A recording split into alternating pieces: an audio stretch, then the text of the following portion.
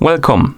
In front of me I have Apple Watch Series 8 and I'm gonna show you how to change the language for the Siri voice assistant on this watch.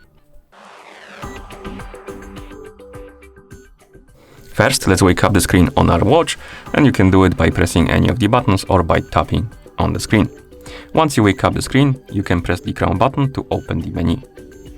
Now, scroll through the menu, find the settings icon and tap on it to enter the settings. In settings, scroll down, find the option called the Siri and select it.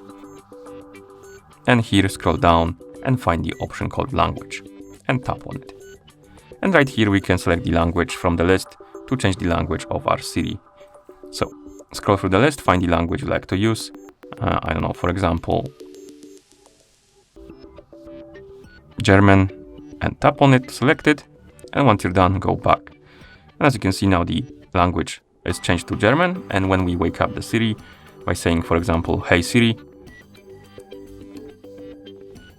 tell me a joke," as you can see, the language of Siri changed. Now let's bring it back to English quickly.